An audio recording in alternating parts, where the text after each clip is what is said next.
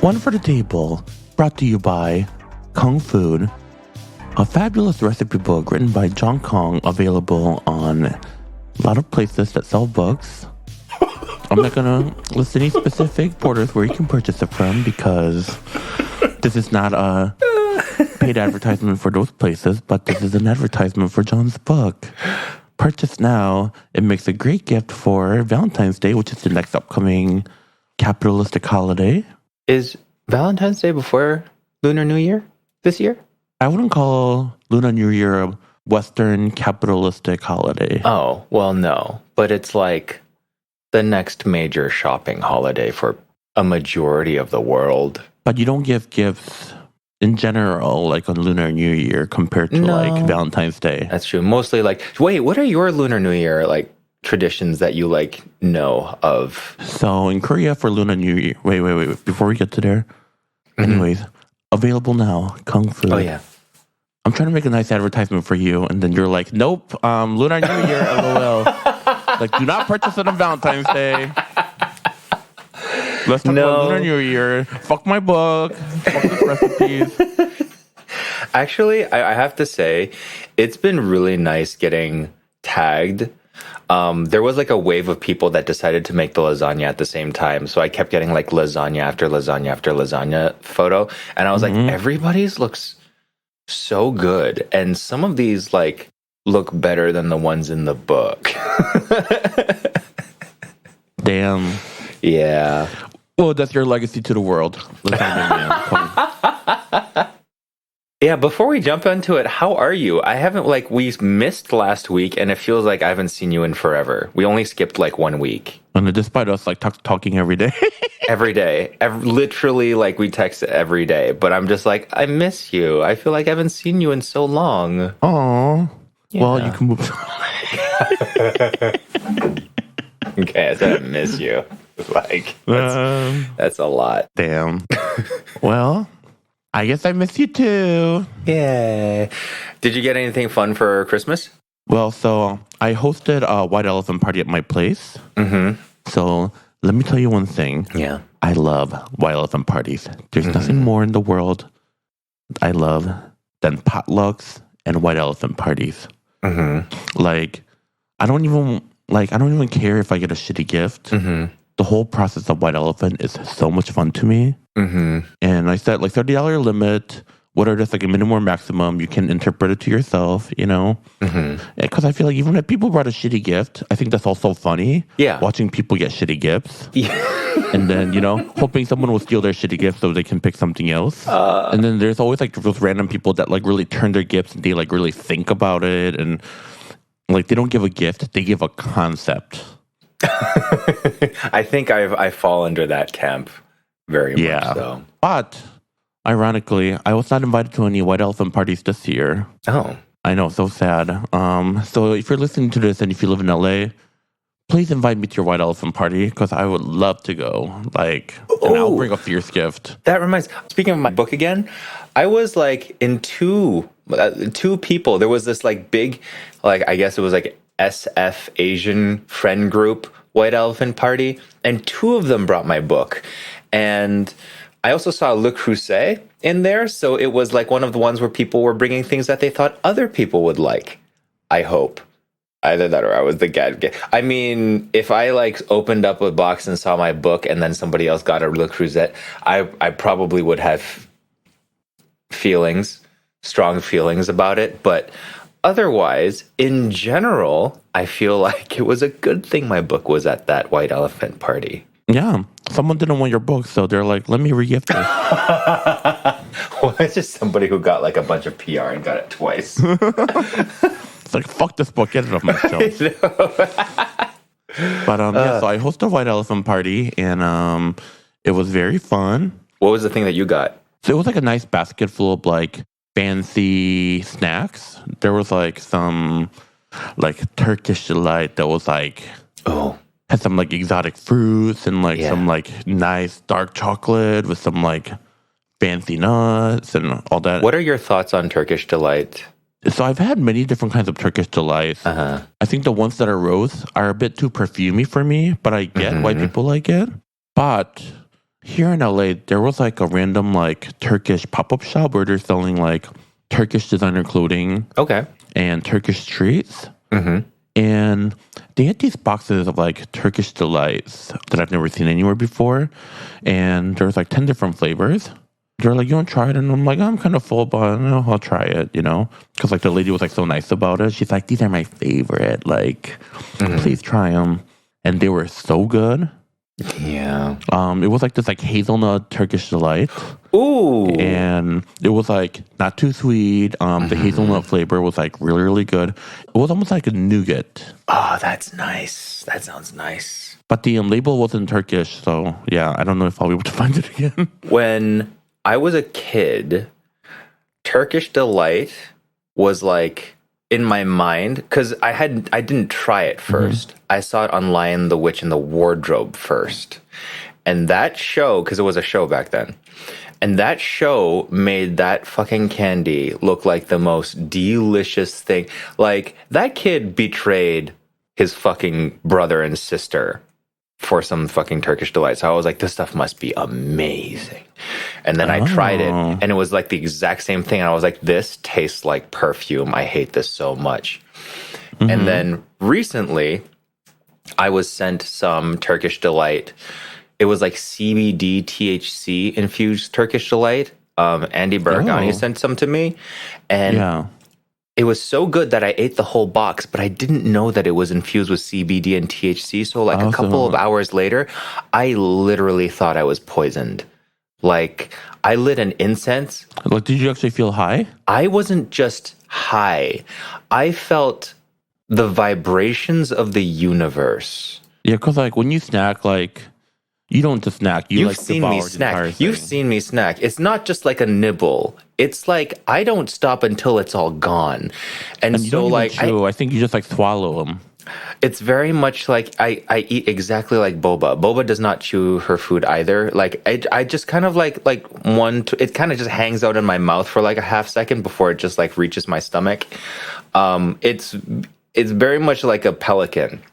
And so I did not know what was going on. I was so confused. Mochi was in the room with me, and I was freaking out because I thought initially it was incense that I just lit this giant, super potent thing of weed, and I was like, oh my God, I'm going to kill my dog.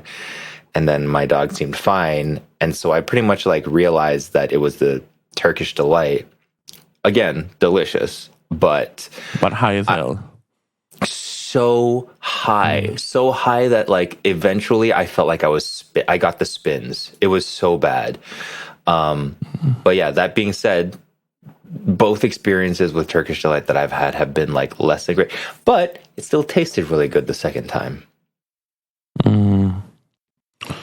Well, back to my the gift I got. So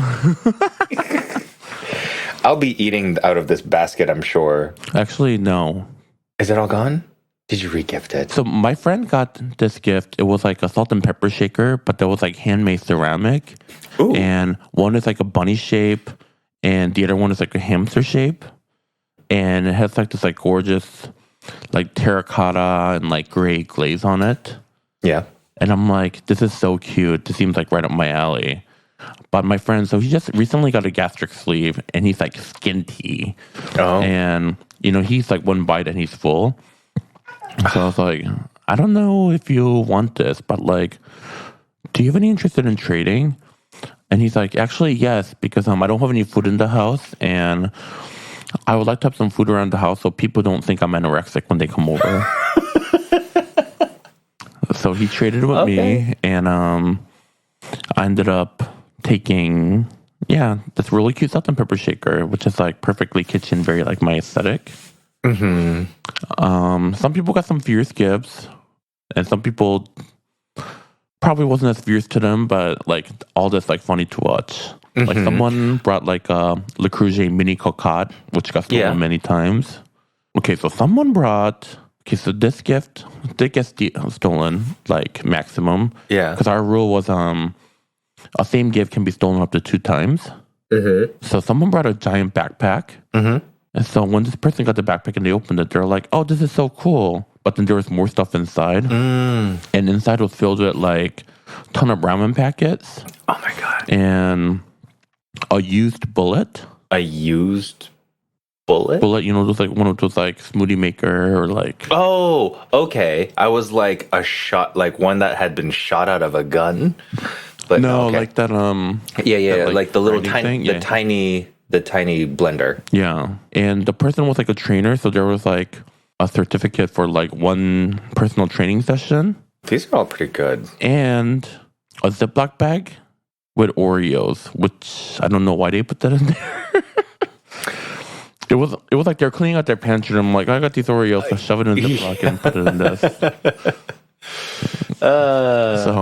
Yeah, that was popular. Someone got an air tag. Cute. I think the one gift that like a lot of people fought for was these like nice set of champagne glasses, champagne scented candle. Oh, cute. Like a whole set. Yeah. That was a concept that they gave out. The most disappointing gift reaction was someone brought a brooch. It was just like a silver brooch. Yeah. That was it. Yeah. Oh. Was it at least like a cute brooch? It was kind of like a grandma brooch.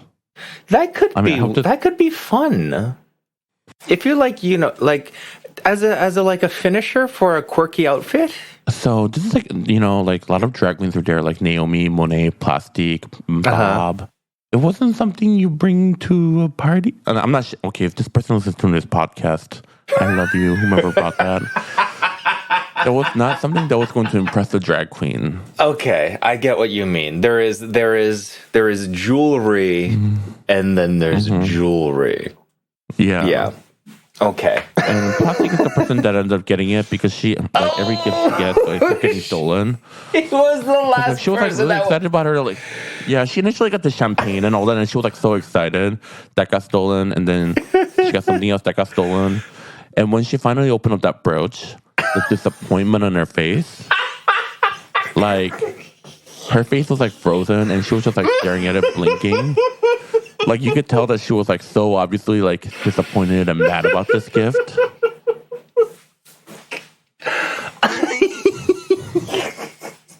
I can see it.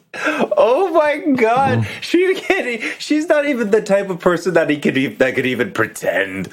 Oh no. Like, she's really bad at, like, hiding her emotions, and, like, I think, like, she was probably, like, hating whoever got this gift.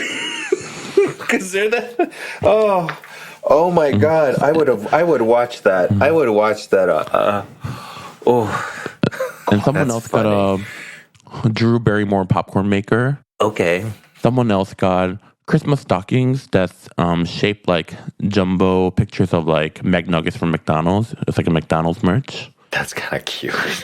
So I prepared 3 gifts because I was hosting the party, and some people come with their partner and be like, "Oh, we'll just get one gift between us." Yeah, but that messes up the game. I think it's not fun. Yeah. I wanted everyone to pick a gift, so I threw in, like a couple of extra presents in there. And one of them was a brooch. Forgive me if I... No. That was not me. Forgive me if I pronounced it incorrectly. Henkel's? Yeah, Henkel's. Yeah. The knife company? Yeah. Yeah. Henkel's steak knife set and a giant bucket of Malden sea salt. Nice. That is like, if you are a cook, that is a great one to have, because Malden is expensive, or can be expensive. And it's a bucket of Malden, so... Yeah. So that gift got stolen, to the maximum. Our friend Eric, Eric, who's an amazing cook, stole that gift because obviously, he's going to use it. He was, so excited about it. Yeah. And then Naomi ended up stealing that gift from him. And the salt and then the steak knife set. And Eric generally, who's pretty, emotionless. I don't think I've ever seen him, express, any sort of emotion. Yeah. He actually looked really upset. It's starting to make sense to me why you really love playing this game. The look of despair, but also, happiness. But then that happiness could be taken away at a moment's notice.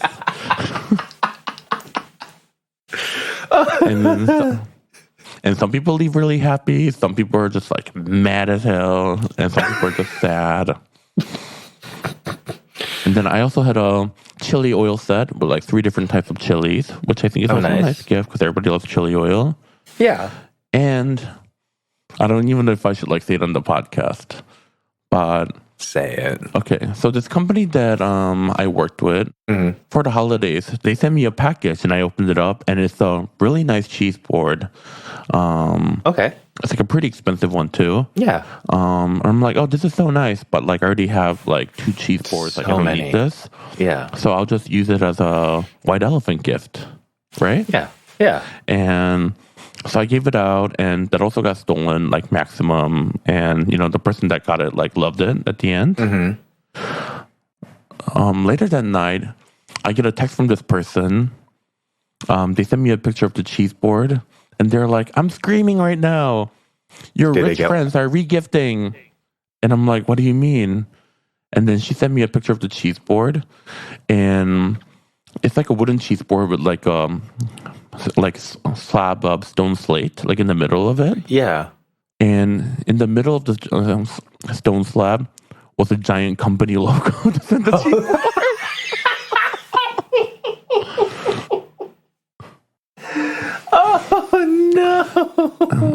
No. And the company is like it's a company that that works with therapists and like mental health. Oh god.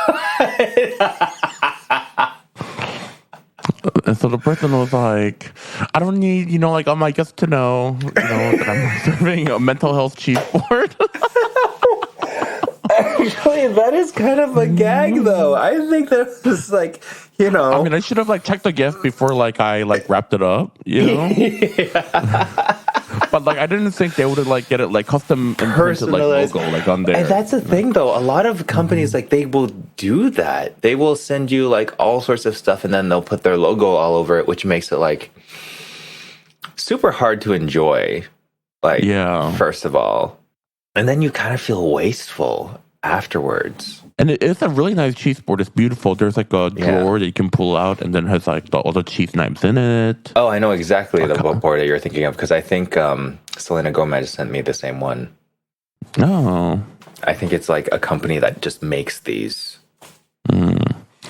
So anyways, I was like, yeah, that's crazy. Like, who would do that? So this person... doesn't even know that was from me. I hope you're not listening to this.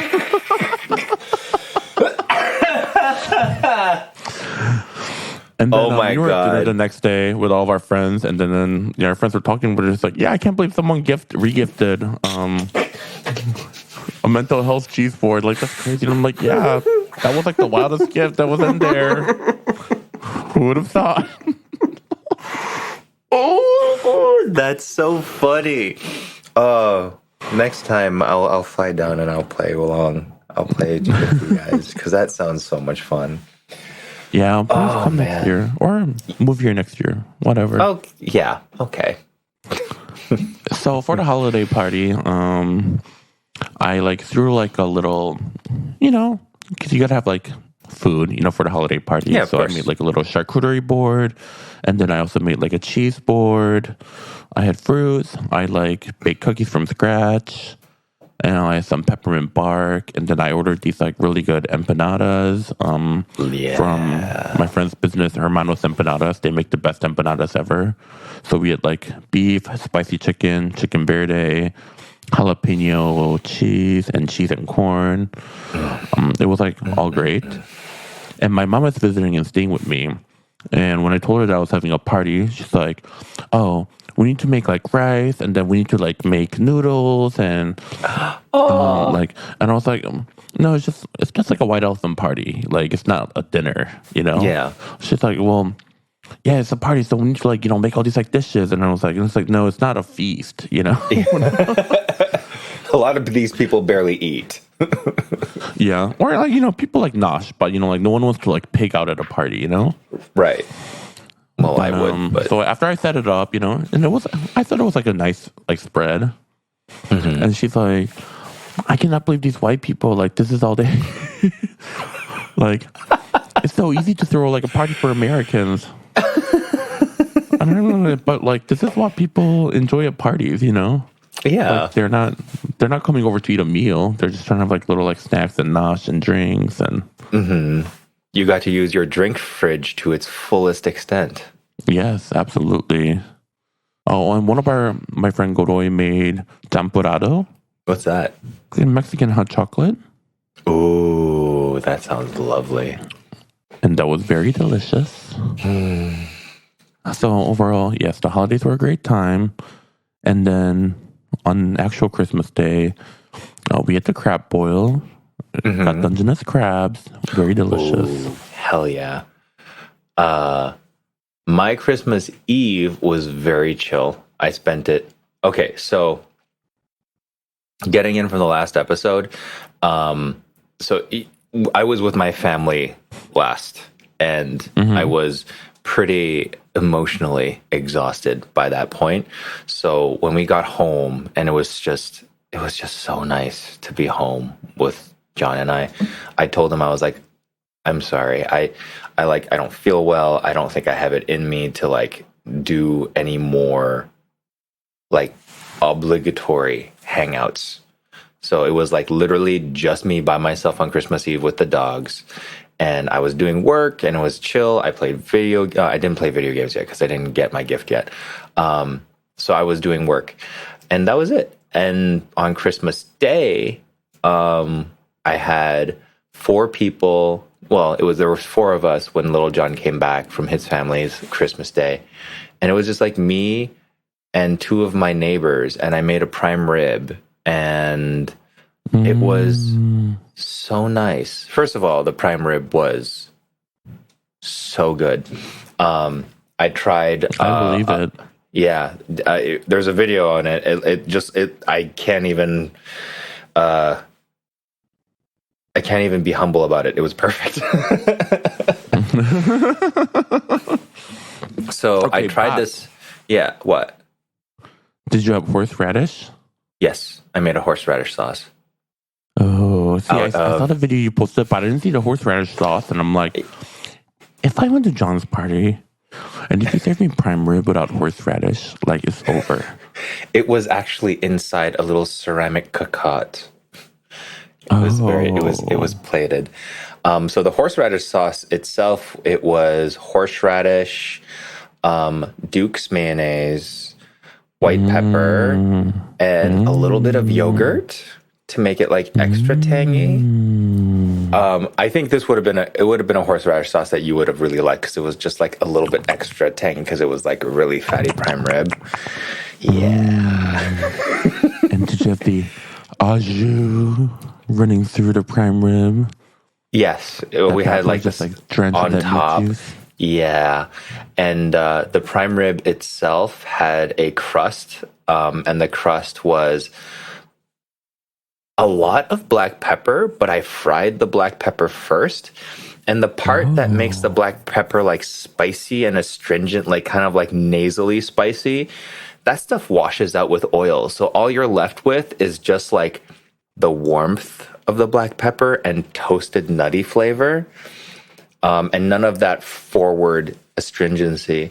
And then with that, I chopped up rosemary, thyme, sage, and toasted coriander. And that was the crust with some salt. It was so fragrant. Daddy. Yeah. And then bad boy. The people that came, they did a mashed potato, which was very nice. But they like did a sauteed carrot that was so simple and it was so good. They just sauteed carrots with butter, with lemon juice, salt, and sugar. And the sugar made the carrots taste so carroty and so sweet, but like not sugary. It was just like they tasted like super carrots. And I was like, this is really, really good. Like, I think there was like, after the prime rib, it was like, I would have thought that I would have loved the mashed potatoes would be a close second. And they were good mashed potatoes, but I was all about these carrots. And then afterwards, we went downstairs to the TV room and then we watched Elaine Stritch doing her stand-up one-woman special live at Liberty. and it was just like me and two elder gays just watching some really camp Broadway dame talk about her life. And I was like, this is perfect. This is so good. This sounds like the perfect Christmas. It was the perfect Christmas for me. Like, just not having to like stress out about being anywhere, not having to stress about doing stuff like cooking like for 11 people out of the blue without warning. By next year, you're going to be like living in the mountains. Like, you know what? And more, I'm just like, you know what? People are great, but are they? Though? And we'll see what happens after the elections next year. Yeah, I might actually be all up in the mountains. Who knows? All up in the mountains, and one of those like cast iron, like witch pots that are hanging over tripod hanging. Yeah. I already have the tripod thing. I just need a cauldron. I just need a cauldron and a bow and arrow, and I am good. With some firewood, we go in the mountains, and then we're like, some beef stew. A little beef stew to get us through this cold winter. It would probably be rabbit stew, because it would be hard to find beef up in the mountains, I think. That's true. Or bear meat. Oh, if you want to get really fierce about it.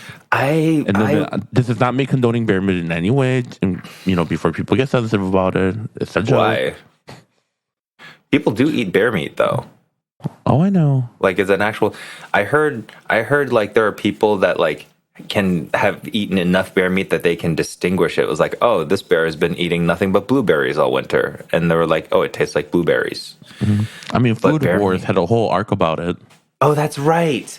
I remember that. It was like gamey or whatnot. But you have to be really careful because bear meat has like a lot of worms. Don't ask me how I know, and don't Google it, and don't look it up on YouTube. A lot of like wild meat in general like has a lot of worms, right? It is gross. It's like extra gross. Just freeze that shit to kill the parasites. Yeah, right. When in doubt, freeze it. Besides, oh, you didn't get my gift yet, huh? It's still on its way. Damn it. What did you get me? I'm not telling you. You're just gonna have to. I think you're not gonna get it until like 2 weeks into January. So. What have to wait about the delivery when you bought me a house in the hills? They're still building it. To mail a key. They're still building it. Yeah, I got you. Let's take a quick break. Okay.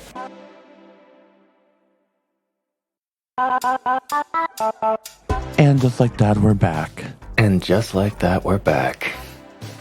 Well. So, circling back to what you were asking about New Year's Eve and traditions. Oh, yeah, that's right. I did ask that question. So, Lunar New Year, in Korea, you eat this thing called tteokguk, which is like a rice cake soup. I like those rice cakes. Yeah, it's like a flat rice. The flat ones. Oh, they're so good. Yeah. And like a eggy, green oniony broth. Sometimes it's made of bone broth. Every family does it differently. But you eat that, and then also to all the adults, like all your relatives, grandparents, uncles, aunts, you bow to them, and then they give you money. Okay. Yep. Which initially was exciting, but then my parents would always take all my money away. Saying like, "Oh, we'll give this to you when you're older. I have yet to see a dime." Yeah. You play this game called Yunori, which is like you throw these like 5 sticks marked with different things, and depends on like whether they like land up, face down. You move the marker. It's kind of like a traditional. What was that game? Basically, you go around the block. Anyways, yeah. What about in China? For at least the way that we celebrated Chinese New Year, we would, there's a lot of like visiting of relatives. So you would, as a family, go and visit like everyone from like your grandma to your aunties, like maybe like some really, really close friends of your mom, people that you would regard your aunts and uncles. And they would like stay in their house and they would prepare things like little, like whether it be radish cakes or chestnut cakes. You know the radish cakes, they're like savory, and then they'd have like things like pork or shrimp in them, and the chestnut cakes are like a sweet version of that. Some of them will prepare like a sweet soup that's made of like wood ear mushrooms and pear broth, a recipe that's also in my book, by the way.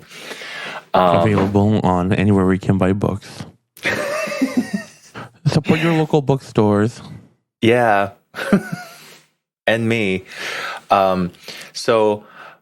And everywhere that you go, like they'll have prepared them, but some of them will just have like trays of candy, and then you'll have these like very, very intricate and beautiful like lacquer trays that will be full of candy. That will be like it can be super traditional and have a whole bunch of like things like candied shaved coconut or candied lotus root or candied like macadamia nuts. Like that's the more traditional thing. And then like some people will be like super modern with it and have like Twix bars and like tiny fun size special Chinese New Year versions of candy, like special flavors. So like peach flavored Kit Kats and stuff like that. And each candy is supposed to mean something or signify something. I don't know what it is. I don't know any of this symbolism behind anything. And then you go out to dinner a lot. And there are a few like mainstay meals that you're supposed to eat because of symbolism again. And the only one that I remember is like you have to have a whole fish. It has to be a whole fish because that is prosperity and abundance. And then dumplings are there, and I think those signify money. And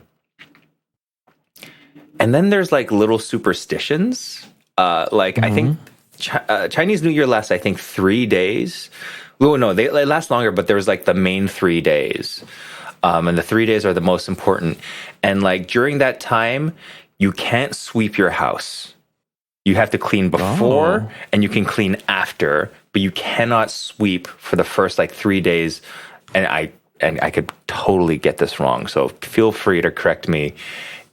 Yeah, be mad in the comments. Be mad in the comments. I'm telling you, go ahead, please, by all means. But if you sweep during those 3 days, you're like sweeping away the good luck that had accumulated for your house. So you kind of have to let that luck marinate in your house for a while before you can sweep it out, apparently. You're not supposed... This might be a Cantonese thing, but you're not supposed to buy shoes because buying shoes is like... It sounds like a term for, I don't know, something else that's not very lucky. You're not supposed to cut your hair. And you're supposed to buy pretty much all new clothes, but that translates down to at least like one outfit. And when you visit people, you have to be wearing red. Those are the things that I remember from, which actually, like, I remember quite a lot. You know, I like those rules. So basically, these superstitions exist, so you're not forced to clean. Yeah. you don't have to groom yourself. Yeah. And you like splurge on like new outfits for yourself. Exactly. Like, it's very indulgent and I like it. Yeah, I think we're good for that. We're good. And then you get to eat lots and lots of food, lots of good food. And it gets to the point where like everybody has like a really good radish cake recipe and they're so heavy. And you just get gifted all these radish cakes from different people and you're just like, I can't anymore. So anytime like I visit my mom or something for CNY, everyone's pawning off radish cakes on me because their fridges are just full of radish cakes. And you're like, if I see one more fucking radish cake, right? And again, it's just like all starch. So it's like not healthy at all. What I think that is the most funniest about Lunar New Year is how much it impacts the American economy. And I'll explain why. So a lot of my friends who are artists, you know, who are like, who makes enamel pins, or my friends who are wig makers that get like a lot of their like wig shipments from China, you know, like a lot of like makeup companies that get their components from China, like all around Lunar New Year's, all the factories shut down, so no one can like get anything. You got to get your orders in And then even before. after Lunar New Year's like over, there's no guarantee that you'll be able to get it because a lot of the factory workers don't come back to work. No.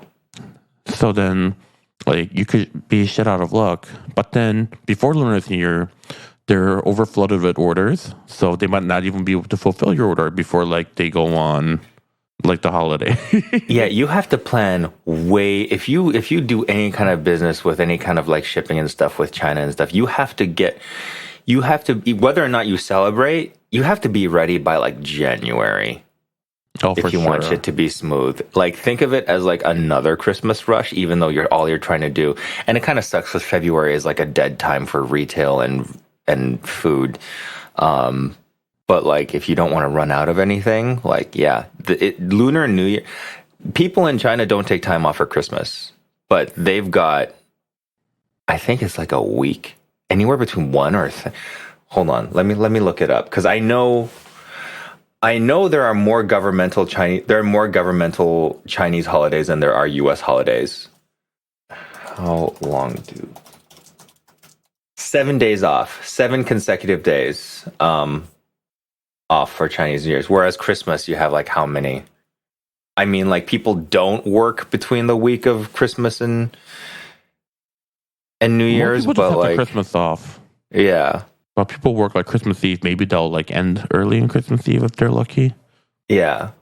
This one, it's like, so imagine like if you had 7 sanctioned days off, like imagine the week leading up to it and the week after it. Like forget it. 'Tis the season. 'Tis the season. But you guys don't get money or anything? Oh yeah, we do the red packets. Okay. But it's not a seniority thing. It is actually like a married thing. So if you're married couples, married couples give red packets. Oh. They give red packets to everyone because like it's considered like if you're married, I think you're like pretty much like considered like the one that's dishing out the good luck. So generally like, and actually my brother had something like this to say. So I give red packets for Christmas to all of my younger cousins if I'm around them during the holidays. So I gave red packets to like my brother, my niece, and my younger cousins as their Christmas presents. And my brother was like, oh, that's right. You have to do this now because you're about to get married. And I was like, no, I'm doing this because it's Christmas and this is your gift and we give cash. But he was right because like after little John and I get married, I don't think the seniority by age matters anymore. Like I'm supposed to give red packets to like my mom and my dad and my brothers and stuff like that. Like, cause like we're the lucky ones that got married and we're supposed to dish that out.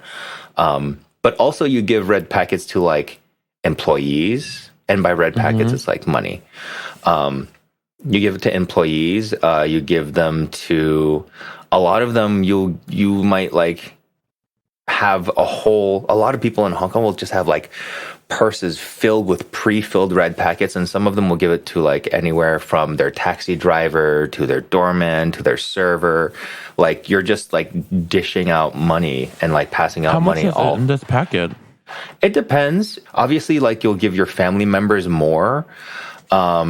But then like, you'll give anywhere from, it really depends on your relationship with the person. So I think like in Hong Kong, the smallest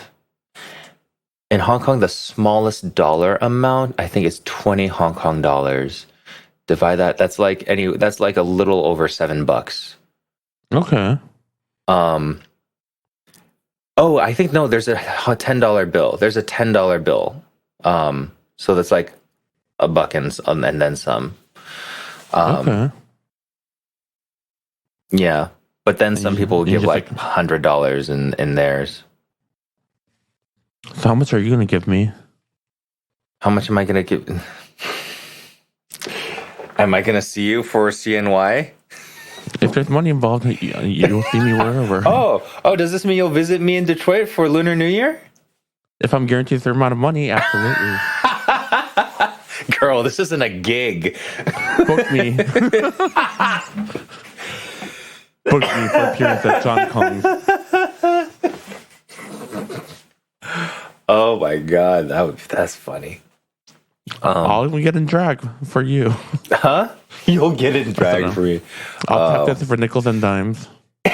Just do like a little shuffle here. Yeah. So you know what I've been obsessed with lately? What? I sent you the link to it. On Reddit, there's like a subthread called Depression Meals. Oh, yes. And I can't really binge it because it gets a little too real and too dark. But it's like a subreddit of where people post their like depression meals, and like they'll post like why they're depressed or while they're eating this. And it's really interesting to see what people eat when they're depressed. Sometimes like people make like a really fancy meal for themselves, but sometimes it'll be like onions Box mac and and Oreos. cheese. Yeah. And they'll be like, oh, my grandmother just passed away yesterday. Yeah. And actually, like I looked at a couple of those, and I couldn't, like, I spiral, but I don't spiral like that. And I don't like to see, it makes me uncomfortable to see people spiral like that. But it just shows, it kind of, I don't know, some of them looked like the windows into like just the depths of the darkest depths of like a straight man's psyche. Like, do you know what I mean? like Absolutely. like it looks like it gets real bad in there. Yeah. And yeah. You know, Yeah. like, I think, you know, whomever created me, that I was born gay, because I feel like being a straight man is the most boring thing in the world. Me too. There's nothing more boring than like looking at the feed of a straight person's Instagram. Yes. A straight guy or straight cis male, especially. Yeah. Oh my god. Like a hyper masculine. Yeah. It's like picture of their dog, picture of like a pool, picture of a tree, and then like picture of them like holding a beer. At like a sports some, event. Like, brewery beer. Or something. Yeah. It is so like generic. Like it's for some reason, whoever like had the lockdown on what it means to be a man just reserved the most boring shit. And like anything that deviates from that idea is like a threat to that masculinity, and therefore like people just, unless like that is literally all you like that is it for you. And it's so depressing because people just aren't allowed to like things because that can make them seem gay. Right? Like, I wonder, like, what do straight men do for fun aside from like watching sports and like playing golf? I don't know. I think pickleball now. What's pickleball? Pickleball is like big ping pong. It looks like if ping pong and tennis combined into a sport. Is it like I played it once. It's fine. Is it like what, like when straight men in the 90s were like obsessed with foosball? Actually, like is it like a modern... older people are really into it. Like it's pretty much like all the fun of tennis, but like you can learn it. Like it's something that you can pick up and learn in like a couple hours. Okay. It's honestly not that bad, but I hate any sport that requires me to work with another person. Really committing to my brand here, but like, yeah, I don't like sports where like I'm pressured to perform for the sake of like somebody else. So like tennis, forget it. I've tried soccer. I tried ultimate frisbee, and I'm okay at all. I was okay at ultimate, but I was just like, it was just too stressful being on a team, and I just can't deal with it. So I was like, nah, I'm gonna run. I'm gonna run by myself because I only answer to myself for this. So that's why I don't really like competing in general, do you? I don't even like, I won't even like go on a cooking competition show because I don't believe like food should be I just don't like competing. I like shut down when the pressure is like, when I have to like beat somebody. I'm just like, I'll just lose. And yet you were a lawyer. I know. I ended on a win. So there we go. How many wins and losses total throughout your lawyer career? Well, I technically never really had a lawyer career. I was like a legal intern, so I did a lot of administrative work first. But my first major murder trial that I worked on, we won. So Nice. yeah. And then you were like, that's enough for me. I'm going to see myself out and cook some steak at home. You're right. And here you are being a regift at White Elephant parties. I made it. I'm somebody's regift. Everything you've done in your life has led up to this moment. How do you feel about yourself? Pretty good. Actually, I'm just in a good mood in general because I got a PlayStation for Christmas. So. Oh, yeah. You never told me about all the gifts you got. So that was it. I got a PS5. I got a PS5 and some games, and I am so happy. Like, did your family not send you any gifts or anything? No, I think we are of the policy that, like, I'm old enough to the point where, like, yeah, I can have a gift if I'm there, but if they know they're not going to see me, they're not going to get anything, which is fair. I don't think that you should buy gifts and go through the trouble for sending it to people either. So it's like, it's more trouble than it's worth. Yeah, I agree. I feel like the more I get older, the less I care about like getting gifts from people.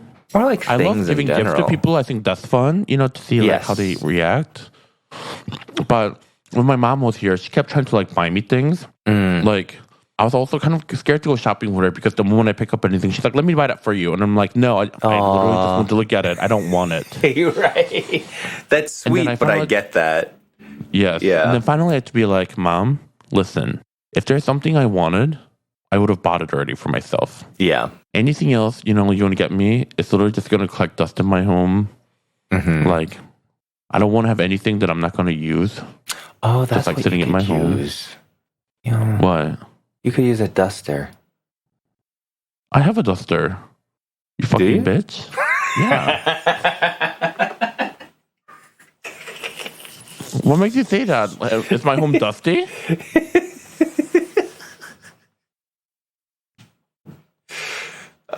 You know what you could have? What? Taste. But you can't buy that, unfortunately.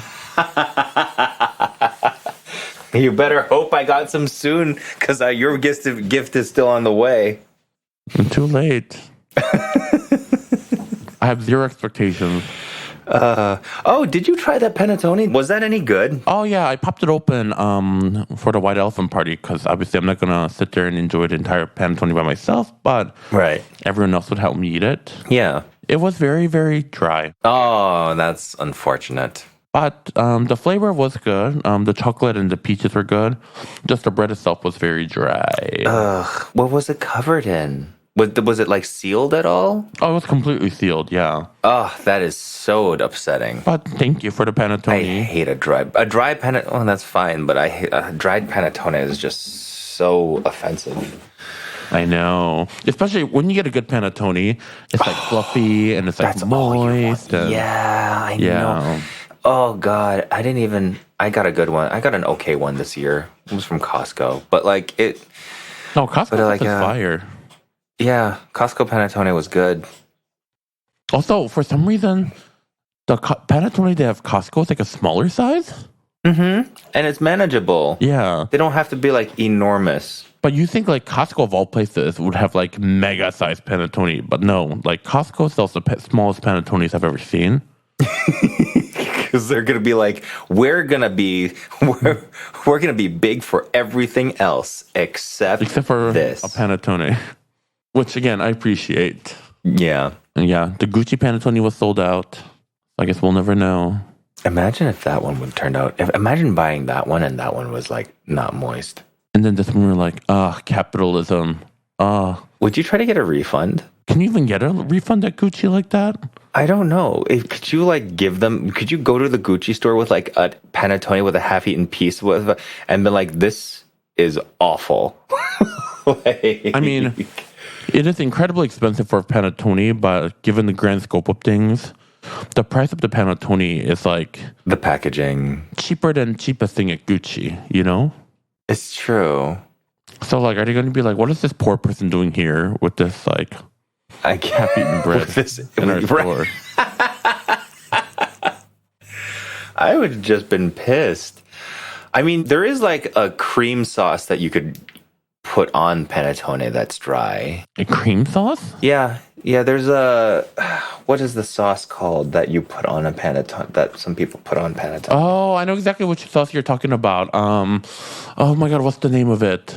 Oh, it's a mascarpone cream. Oh, that's it? Yeah. So it's called panettone divine, and it's a mascarpone cream.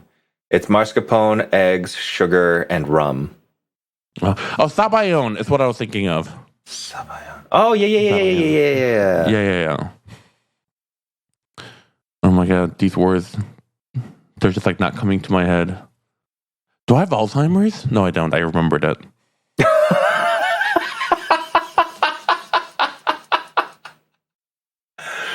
Oh, that's funny. Sabayon. That's egg yolk, sugar, and wine until beaten until thick. It is delicious if you've never had it. It is delicious. Well, I wanted to go to Lori's prime rib house for Christmas, but the reservations were booked, so I couldn't get in. But seeing your prime rib has made me very jealous. Do you like? I did not know you liked prime rib. Prime rib is one of those things, like, I eat it maybe like once every couple of years. Mm-hmm. But when I do eat it, I enjoy it. Mm-hmm. But it has to be from somewhere that's really good, because I've gotten like prime ribs that was like mostly all fat. And bad like, prime rib is so like bad. Because it's, or like sometimes it's like tough as hell. Yeah. Oh, I would. Which be is so even mad. Worse. I guess I guess in that sense, like, I can understand the fear that people have with making prime rib, because A, it's super expensive, and B, like, when it's bad, it's so bad. And so you don't want to, like, and it's always like your showstopper, so you don't want to ruin it for everyone else. But really, the secret to really good prime rib is a convection oven that you have on low for a few hours, and and a meat thermometer. And as soon as the internal temperature reads 135, take it out, and that's it. You're good. Of course, salt it a couple days before and let it sit in your fridge, and then do all the other stuff to it. But that dry brine. That dry brine. Yeah, that dry brine life. It's so easy, it's so good. The problem with fucking up something like prime rib is, because it's so expensive and time consuming, chances are you probably won't have a backup if you fuck it up. Yeah. So if you fuck it up, then like the dinner's ruined, basically. You just have a bunch of side dishes. Well, if you buy the Popeyes turkey at Popeyes, it's not $100. It's like $40. Yeah, but also that is still like time consuming to cook. Oh, that's right. I mean, it's like, well, you can ask them to fry it there for you. Can you do that? I don't know, but I would. I don't think so. It comes frozen, and then you have to like defrost it's frozen. Yeah, and then you still have to cook it for 2 hours. I mean, if your prime rib messed up. Yes, but by the time like you're slicing that prime rib, it's fully dinner time. Yeah, there's no recovering from it. Like there's no. That's when you say, like, that's when you hopefully have enough gravy that it would make anything moist, and you just kind of like use it as soup in the gravy, and then you just eat the sides. Or maybe hopefully you have some like ribeye or hanger steak like marinating as a backup. Oh, that would be, or even just chicken. I mean, why not? Or duck. Duck is hard. Duck is difficult. Yeah, it's easy to mess up. Duck. Never mind. Unless like duck breast. Duck breast. My backup would have been, well, I didn't have a backup because I knew it was going to be fine. But I also bought oxtails the same time I bought my prime rib. Oh. I was thinking about making an oxtail curry as well as prime rib. Were they braising? What's the prime rib? What's going on? Or? Oh no, they were. I decided to just chuck them in the freezer, but.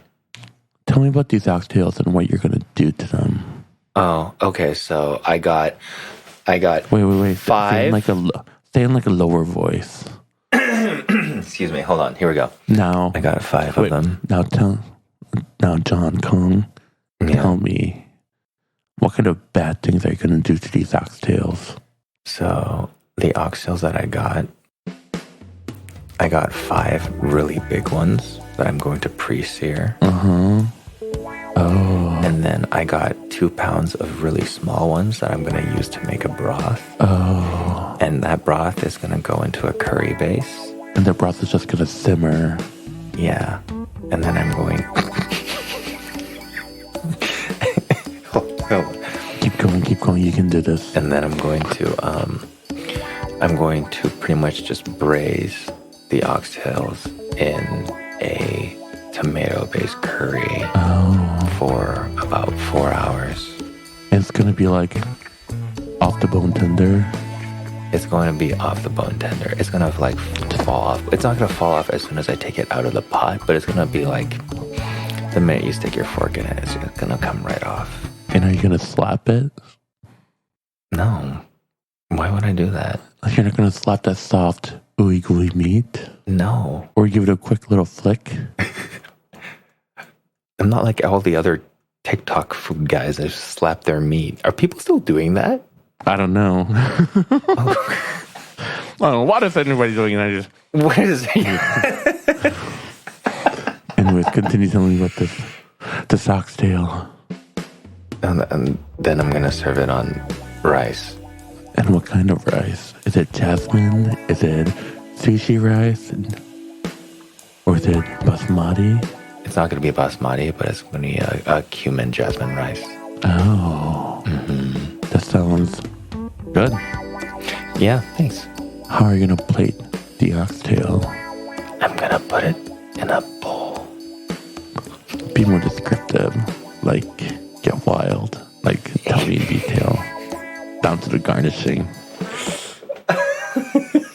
Okay, hold on. Let me collect myself. I'm going to put it in a deep, high-rimmed bowl. And what color is this high-rimmed bowl? It is a blue and white ombre.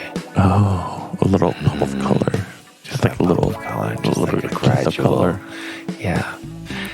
And so I'm going to put it next to the rice so that the rice doesn't get too soft as it sits there. Mm-hmm. And then I'm going to top it with cilantro leaves and chopped scallions.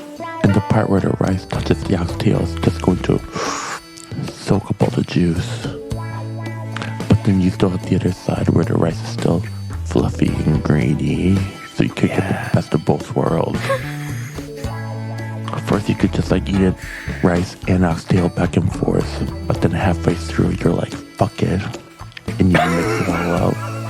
You take the fork and you toss every grain. You coat every grain with that sauce. Yeah.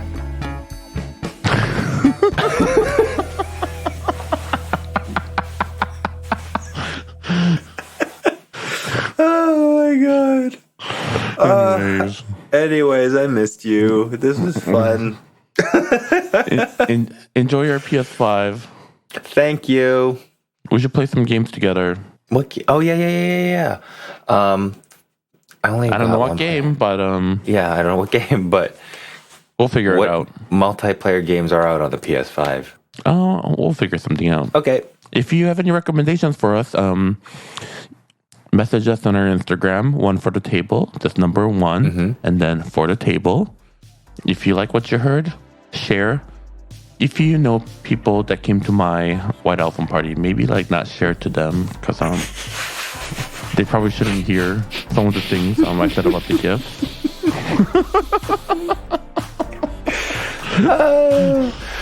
Bye. Oh, and it's New Year's next after this. Oh yeah. Does this come out on New Year's? Happy New Year. Happy New Year. Hope you get rich or die trying. Same. Yeah, same. Bye.